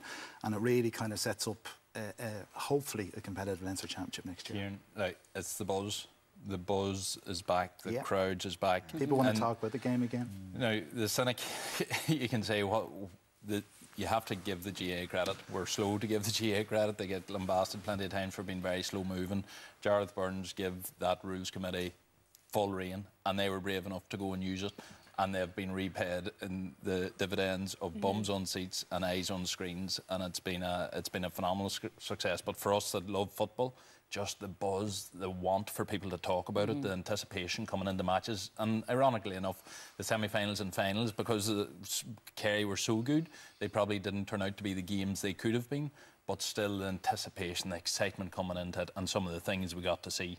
I think it's also the stories as well, though, because we bought into the David Clifford and the form that he was in, Michael Murphy's return as well, Mark. I know it didn't work out his way today, but it's still like one of the great Irish comeback stories that just came up so close. I think it is. For a man that was out for 2 years, like we've seen people that have been out for a year, and at his age, like we were smart enough, we put him on the FRC to make the rules for himself and then bring him back. So, but again, if you were in Donegal when the announcement came, you know, I think it was around the time the Pope had died, and it was like the Pope had been risen again. But this is what it was like, and I suppose with Jim McGuinness coming back the previous year, we felt we had everything in our power to win that Ireland. We obviously didn't get the Hollywood end, and we did. We got today. But it's been an awesome year for Donegal. Don't get that wrong. Like to come back to back-to-back Ulster titles, and to get where we were today. It's given everybody a huge lift up there, and a lot of it's down to Jim McGuinness and Michael Murphy. Yeah, it was an incredible return for him, and I'm sure Michael the Messiah maybe isn't done yet. Speaking of Messiahs, I think a lot of people mentioned Mick O'Dwyer today. I did think, Tomás, it was sort of fitting. Kildare was mentioned, Kerry was mentioned. There was something written in the stars. Just the way it all happened this year, the tributes to him this weekend as well. It's just been remarkable, hasn't it? Yeah, he left an awful legacy after him. Like, Kerry are stone mad on football, and it is more than a religion down there. And he was a legend as a player. You know, people don't even know that, you know, he won 4 All-Irelands as a player, but as a manager, I think he still has an effect on the teams that play now. You know, his whole family in Waterville, Mary Carmel, ran all the businesses for him to actually put everything he had into Kerry football, and he did it for years and years. You know, he did it for 15 odd years as a manager, but as a player. So it was sad, and you know, it is ironic the year that he died, that Kerry did win the Ireland, so it was a fitting tribute to him. But the O'Dwyer family in Waterville, it was a tough year for them, but Miko will never be forgotten. Yeah, that's for sure. I'm sure everybody thinking about them tonight. Here, and well said, Tomás. Well, from one Kerry legend to 2 more, we can go back to the Winners' Hotel. The Cliffords are with Marty. Thank you very much, Jackie. Welcome back to the Winners' Hotel, and we're joined by... Kerry as a county has produced some wonderful footballers, including footballing brothers, but I don't think anything as dramatic as the Clifford brothers. Ladies and gentlemen, give it up to the Clifford brothers. Let me go back in time, guys, when you were all young boys and playing in Fossa. I mean, was it football the only thing in your lives? Yeah, we played a bit of soccer, and we kind of played whatever was on TV around that time out in the yard, but it was kind of always football. Yeah, and obviously that understanding developed at a very young age, as what we saw in Croke Park today. Yeah, exactly. I suppose David's a few years younger than me, but since the numbers weren't overly high in Fossa at the time, we played in the same teams all the way up, and even in school, in primary school, and with Fossa underage, we played together and probably built up that understanding. Yeah. Did you vouch him a lot, or did you kind of say he has a talent? What was the chemistry good? I love the way they eye each other before they answer the question. The chemistry wasn't great. No, we fought every day for about 2 years straight.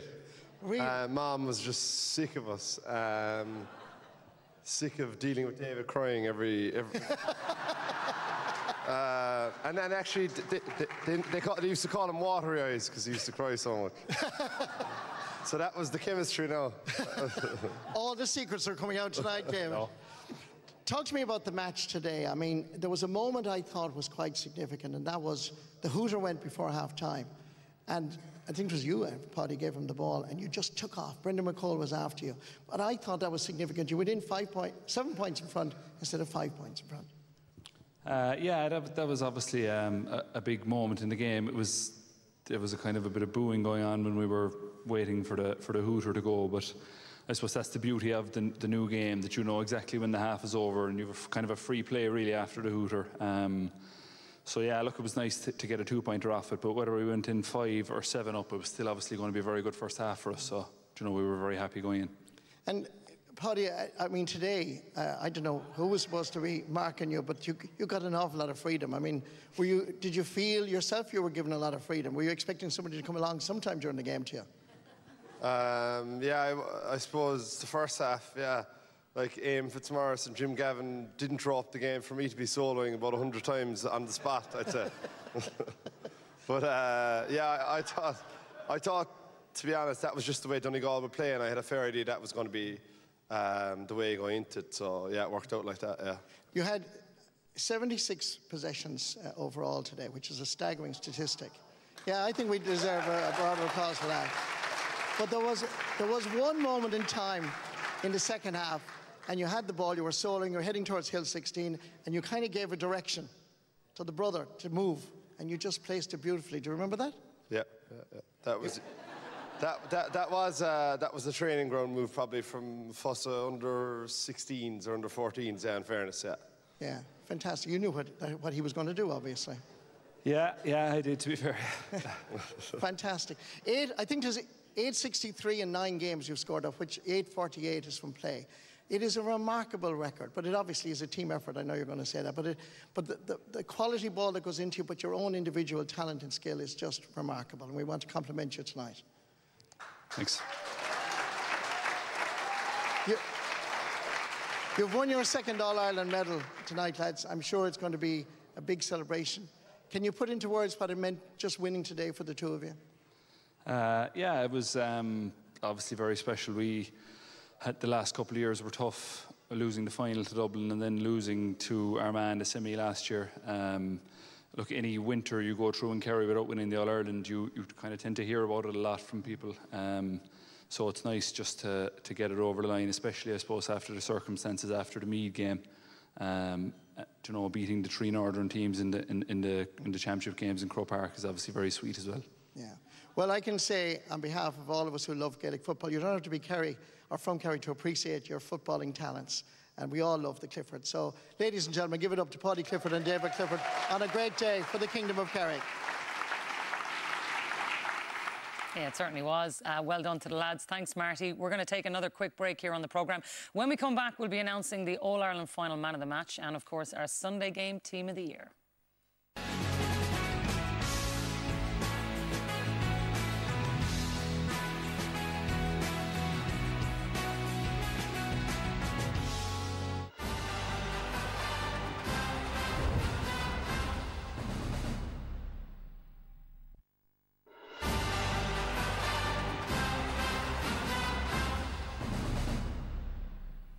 Welcome back. Now we are going to go through our Sunday game team of the year. Always a hot topic, both in studio and for you at home. So, Enda, you're going to kick us off with our goalkeeper of the year. Who have you gone for?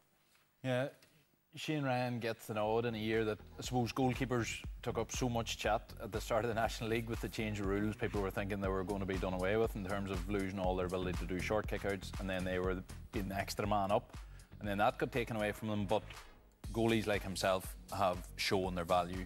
His ability to kick off left and right foot, being able to find those pockets. Donegal could not get that shut down today, and it was a massive reason why Kerry went on to win. Yeah, big performance by Kerry's number 1. Our full back line then, Mark, who have you picked? Yeah, we've went for Sean Rafferty of Meath. We felt a lot of everything Meath did well this year he was involved in, like, you know, especially the Galway match. I think he took out Shane Walsh, and then by the time he was off the field, Galway came back in and he had to come back on. Jason Foley at full-back, and finally Brendan McCall. I know they're 3 out-and-out full-backs, but I think every one of them merited a spot. Like Brendan each one of them have marked probably the best forwards in the game. Sean Rafferty keeping Clifford, Brendan McCall keeping Shane McGuigan, Derek Canavan scoreless, and Jason Foley did a serious job even today on Michael Murphy, like, you know, from play. So all well granted, I think. Yeah. What about our half-back line then, Tomas? Because Mark is right. Sometimes you do have to move people in and around position. Half-back line, who have you gone for? Yeah, we went for Brian Beagley in the half-back. He did his best season yet last year, and he's actually out-trumped it this year. He was phenomenal all year long for Kerry. The new rules suit him down to the ground. He was attacking it at all levels. Gavin White, just from kick-outs, breaking ball and powering forward. He had a whale of a year as well, so he's our centre-back. And then we kind of debated here. We went for Kieran McGeary. He had a huge year for Tyrone, obviously. You know, Kieran Moore would probably be a player where you'd look at will probably be in with a shout there. It was one position in the back line that we did struggle with, but I do think the 2 Kerry lads would be nailed on. I was going to ask you, is that the one? Is it more? Is that the one that stands out for you that's missing there? If there was somebody to feel hard by? I think Finbar Rorty as well. Yeah, and cornerback, he had a brilliant year. Like for a 19-year-old to come in, the experience he showed right throughout the year, he slotted into that Donegal team and he's massively influential. I think he's a shoe-in for Young Player of the Year. Yeah, without a doubt. He's been brilliant the whole way up and after the championship, and he just got better and better. Like, you know, and he's an exciting player for us going forward in a Donegal shirt. If that one was kind of trickier to align those six, it seemed to me, Kieran, that maybe the two midfielders picked themselves for all of you today. Yeah, it was fairly clear cut. Obviously, Joe O'Connor has been massive for Kerry this year. Box to box, his tackling, his timing of his tackling, his leadership, his fielding, and then getting a couple of crucial goals right throughout the year. He's been fantastic. And then Michael Langan, you know, I think 125 he scored throughout the championship. Had a brilliant year for Donegal. Makes the game look easy. Glides at pace and can clip scores from any angle. So, like, it was I suppose this year, returning the midfielder came back into it a bit with, well, obviously the new rules. There was other players. Oran Murdoch from Down had a brilliant year. Conor Glass was brilliant for Derry. Brian Menton for me. There was a number of guys that had strong performances for the counties this year. Okay, so that one easy enough to pick. What about our half forward line, Paul? Not the easiest of decisions all the time, but you were fairly sure when you were going through them. So who have you got picked? Yeah, first up, Sean O'Shea. So, look, he's been phenomenal for Kerry all year. 6 points today, 12 against Armagh, but he's the leader for them. The work rate today was immense, so he offers so much more than scoring. Second up, Paddy Clifford, exhibition of football today, proper clinic. And you know what, when he's not on the field for Kerry, as we said earlier on, they haven't been as good, and he's the heartbeat of that attack and making assists and everything positive that he brings. And lastly, then Oisin Connolly, you know, Armagh, you know, obviously disappointed with their performance this year, but this guy was absolutely insane. He got every game, he was brilliant. 7 points in the Ulster final against Donegal, and I think he's even a really good performance against Kerry as well. So while it was bitterly disappointing for Armagh, he can be very proud of the performance that he put in. Okay, and Cora, you can round us off then with our full forward line. Yeah, I think probably one of the easiest lines to pick. Obviously, we've spoken a huge amount about David Clifford, but he was immense. You know, 862 in championship, the highest scorer from 2-pointers, 14 2-pointers in the championship. You know, he's just, as I said, the greatest of all time. And then Michael Murphy, as Mark said, came back after a 2-year sabbatical. He was Donegal's leader right throughout. Maybe a little bit of a quieter performance today, maybe in the semi-final, but he was their top scorer. And this guy, Conor O'Donnell, I thought he was immense. You know, man of the match in the quarter-final against Monaghan, could have been man of the match in the semi-final. And again today, he was one of their top performers, 4 points, 324 in championship. I thought he was excellent. So yeah, an easy enough line to pick. You know, if you're to look through others, Jordan Morris from Meads was probably one. Maybe Rob Finnerty, who was second top scorer in the championship, was another. I know you felt Shane O'Donnell should have been in the team as well, Mark. Yeah, I did. I thought he was excellent for Donegal all year. Even today, you know, chipped in with 2 points when the chips were down. But yeah, they're hard teams to pick, and there's always debate over them. So you know, we're happy there with our 4 men on it anyway, you know, and they're all well deserved. Yeah, so 4 for Donegal, 8 for Kerry, 1 for Tyrone, 1 for Armagh, and 1 for Meath. And I think maybe in a lot of ways, Enda, that's the recognition of when teams do get to an All-Ireland semi-final, you want to feel that. I know maybe one selection, people might sit there and say, oh, you know, how do you pick just one Tyrone player or one Meath player? But it's almost a reflection of the team's performance as well. Yeah, we had a good, healthy discussion about it, debate about it. Personally, Kieran Moore, for me, we're all fans of different players like Kieran Moore and Shane O'Donnell. I have to say, I would have argued hard for them, but Tomas just wanted the team lined out with Kerry men. But no, it was lovely because so many of them, the quality of football this year has been brilliant, and we really got to see players playing to their full ability. So yeah, no, there'll be plenty of debate over it. The All-Stars could well be slightly different. I think we're always affected by the proximity of the All-Ireland final when we're picking today's selection, but I think, yeah, but you also have to look at the Kerry performances against Tyrone, against Armagh and against Donegal. And when you're looking at players in each of those teams who maybe weren't in position, you just look at how Kerry blitzed them. And yet it's hard not to land on we didn't design it that there was going to be Kerry players. We just picked who we thought might warrant that position, and then you end up there. Like it's a credit to the performance from Kerry over the last number of games that they got 8 on the team. Yeah, well, I can tell you, we're going over in the car this morning. They had completely different teams as well in some cases, which does add to the drama of the day, because an All-Ireland performance should count for something. So let's get to our man of the match contenders then, Kieran, because not an easy decision either. There was a lot of really brilliant performances today, there was as a lot we've of said. strong performances from the Kerry team, and it was a sign probably of their dominance. Brilliant performances, and we probably 3 nominees. We could have had more. Paddy Clifford, obviously, in terms of he's the man creating the orchestra. He's out there creating everything inside. He was the first nominee. Gavin White then also started the game, showed brilliant leadership. The captain put them on the front foot in the first couple of minutes, and also got a crucial score in the second half when the game had got back to 4 points. And then obviously the genius himself inside, David Clifford, who you know, he didn't touch the ball for the first 8 minutes, but when he arrived on the scene, he exploded into life, and to score 9 points in All-Ireland final, incredible feat. So yeah, not an easy man of the match to pick. No, certainly not easy, but let's go back to the Winners' Hotel and find out who is our 2025 All-Ireland final man of the match. No, there were so many outstanding performers on the pitch today. On Uchtron, Cummaloo Closcail, Jarnath Burns is going to let us know who is deemed the most outstanding of them. Gormaga Joan, agus Fihefe Kuig, Liha Canish Palana Heron, Lichna Hammerha, Koshul Lushan Chak and Chakachin, or a winning captain, Kerry ever shocked, Gavin White.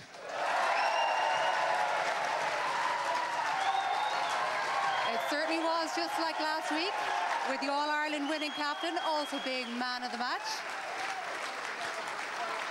Mahu Gavin. Congratulations. He forgot to give you your award, but you can get it in a little while. Gavin, first of all, that says so much, doesn't it? Gavin, Lee Keegan today said that you gave one of the all-time great half-back performances. You've played a good few years, you're an all-star already. Do you feel that on the All-Ireland day as captain, you gave your greatest performance? Look, I suppose you go out there this morning, you go out and try to perform the best you can. Look, there's plenty of lads there that played exceptionally well there today. You see Paulie there getting 76 positions. Did he not give anybody else the ball? That's insane, is it? But no, look, it's a team performance. I suppose our main objective this morning was to get Sam Maguire back to the kingdom. So we're just absolutely thrilled at that. But you were involved from the very, very start all the way through to the end. There was obviously this unbelievable determination, was it, to get stuck in from the beginning? Yeah, look, I suppose it was one of our targets at the start of the game to maybe make a mark in the first 10 minutes. Use our experience that we've had in the last couple of years, and thankfully able to do that. I suppose we aimed to do that at the start of the first half and second half, and thankfully it paid off. But as I say, look, I'm a bit lost of words to the truth. Just so emotional over the last, I suppose, 5 or 6 hours. Immensely proud of all the players. It's been a tough year. It's been a tough couple of years, I suppose, to get Sam Maguire back home. So I'm just immensely proud of all of them. If we even look at your performances throughout this summer as well, because have you evolved your game as a footballer as well? Did you concentrate in particular on breaking ball and improving yourself at that? Yeah, look, I suppose like any player in the country with the new rules that came in, you have to evolve your games to some degree. The kick-outs obviously being a huge part of it, and breaking ball being the key to primary possession. Something that probably wouldn't have been one of my strengths in previous years, so it was obviously something I needed to target this year. And as I say, it seemed I was a bit of a struggle when I came back after the club campaign, but gradually got to the grips with it, and thankfully paid off today in All-Ireland final day. This kind of helps with that heartache, does it, a little? Yeah, it does, yeah. If we could go back to that, though, because as you said, you weren't known for your around the breaking ball, so you obviously decided to do that yourself, but was it within the Kerry management as well and the coaching ticket that this was something that was going to lead to what happened today? Yeah, look, I suppose like we're very lucky with the coaching tick that we have. I remember sitting down with Keane O'Neill in the Donegal Hotel a number of months ago, and he was setting out his stall what he expected of me for this year. I know I met him after the game today, and that was one of the first things he said to me. So look, at every player evolved. The coaching we got right throughout the year was absolutely immense, right from Jack all the way down. But even the players themselves, they really notched up another couple of gears, especially after that defeat in Tullamore. And really just, I suppose, expected a bit more from each other, and drove on the performances and drove on training as well. So, look, as I said, I'm probably not making much sense here now, but just absolutely over the moon with everything. You are making an enormous amount of sense. You spoke about Cian there. But you gave this fantastic speech just before they came over to us. You were talking to the whole crowd here, and you referred to the man at the top as Chief. Will you tell us a little bit about the Chief? Yeah, the Chief, yeah. That's just a name we came accustomed to, I suppose, with Jack over the last couple of years. Did he give it to himself? I don't know, he might have. Yeah, look, I suppose, when I was growing up playing football, Jack would have been in charge of some of the unbelievable Kerry teams in the past. He was involved with us in the 2014 team and 15 team that won all our minors, and he came back in with us in 2022 and drove us on again, you know, so obviously he's been a credit to Kerry football. I know all the lads here absolutely love him to bits. And as I say, he's been absolutely incredible to Kerry football, incredible to this team. And to come back, I suppose, after winning all Irelands with previous teams, go back to minors and build them back up again to winning all Ireland today and winning Ireland in 2022 is just an absolute credit to himself. As amazing as it is to win a second All-Ireland here today, how'd you fancy back-to-backs? Yeah, we wouldn't mind it. We wouldn't mind it at all. But yeah, look, what I suppose tonight is for celebrating today, enjoying this All-Ireland. It's a sweet one for us. Enjoying it with the people that we love, the family around us. They're inside this room here now this evening, and we're looking forward to bringing Sam Maguire back home to the kingdom tomorrow. Well, you deserve every single celebration you get. Captain of the Kerry All-Ireland football champions and man of the match, Gavin White. I'll tell you what, that's someday, Mark, isn't it? Captain of your county, man of the match, winning performance, to speak so eloquently, both on the stage, obviously collecting the trophy and like that as well. That's a perfect day for him, isn't it? Yeah, and I'm really glad for him. I think, you know, earlier on in the year, he... I think Crooks was playing Donegal. You know, he gave away a ball at the end of that game, and he probably took a bit of slack in the last All-Ireland final. I think he made a give away a ball in the middle of the field as well. So, listen, he was outstanding today. You know, himself and Paddy Clifford, for me, was just head and shoulders above the rest on the field today. And I suppose the reason we give him the nod was he set it from day one. From that hot ball, he set the tone for his team. He set the standard that they were going to live to, and the rest of the team followed him. The hard part, Enda, though, is everything, you know, I think everybody has an opinion, everything is subjective, and you felt Joe O'Connor was sort of the man who led the charge as well. As it happened, I was doing a bit at the sideline of the game, so I was down at field level, and he was directly in front of me. And his aerial ability, his physical contesting for break ball, just the manner he was carrying the game, I thought he was absolutely immense. But I think it sums up the Kerry performance when, Paul, you were well annoyed that David didn't get it. Like, David had an outstanding game today and usually would win man of the match. Paddy Clifford, 76 touches, 9 assists, 3 points himself.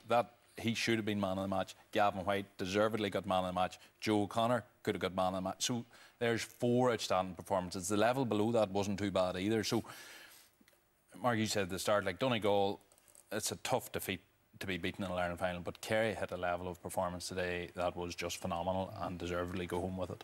Yeah. Yeah, look, pretty much everything's been said. I think they all deserve man of the match, but I just do feel that if anyone else kicks 9 points from play, anybody else kicks 9 points from play, it's a slam dunk. And he is just kind of basing off his own performances, you know, so...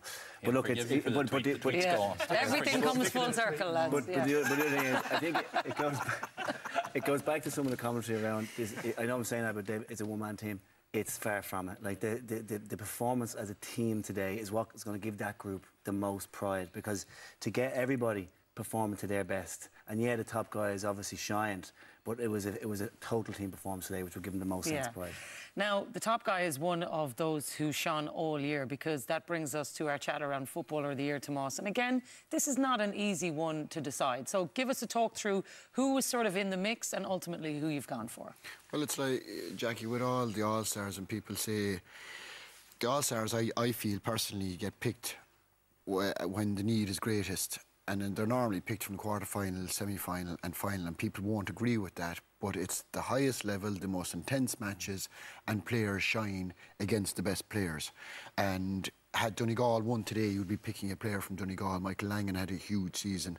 When the O'Donnells were going well, McCall was going really, really well. But then just like the lads were discussing there, any of the lads that they just mentioned there, had Paddy, and not been injured all year long, he would have been up for grabs. But I think without doubt, and one of the reasons, and I've just flipped it on the other side, David Clifford is the footballer of the year, and there'll be nobody veer away from that. He's just on a different level from everybody else. But early on in the season, when things weren't going well, David Clifford was still performing. Even go back to the Meath game, whatever ball was coming, they were destroyed on breaking ball, they were destroyed on kickouts, they were destroyed on hunger. Yet when the ball actually got in, he was still doing damage. He was just at it at the right level all year long. He was the guy that he was like the Pied Piper. He called Kerry people are too busy taking money in the middle of the summer to be going up to Dublin. They don't travel for quarterfinals. He actually did. He came out, and people do listen to it. He was celebrating. He kind of brought him along with them. He's obviously leader in the dressing room, but he is this year. Like, I think it'll be his third. Is it third footballer of the year? Like, he's really smoked it. Yeah, he has. There you go. That's a nice little nod for you. Let's round it off then, Kieran, with, I guess, that is probably symptomatic of what the year has been. You know, Kerry, they finally eventually get over the line. Their greatest of all is the man who drags them in the perfect season with the new rules. It feels there's just some sort of symmetry in Kerry winning and us having had a brilliant, brilliant championship season. Yeah, like, we can't argue the best team won the All-Ireland. Simple as that, and didn't do it the easy way. And probably at the start of the year, people were saying they had an easy group, but once they got to Croke Park, as Mark said, they thrived, and they thrived under the new rules. And I think overall, from a football perspective, Jackie, and I was touched on here tonight, you know, the new rules have revitalised the game. We got our game back. There's probably a few tweaks, and I'm sure the FRC will continue to look at things in the off-season. I think managers, coaches will adapt to stuff. There was a lot of new stuff this year. They had to learn on the go in between matches, but it really puts us in a healthy position going forward, and lots to look forward to. And this team are going to be hard to take down the next couple of years. Absolutely. Could not have said it better. Well, look, we're going to have to leave it there because that's all we have time for tonight. My thanks to Kieran, to Mark, to Cora, to Paul, to Tomas, to Enda, and to all of our football pundits right throughout the year. Congratulations to Kerry, All-Ireland football champions for 2025. We will be back next Sunday night with highlights of the ladies' football final between Dublin and Meath. We'll see you then.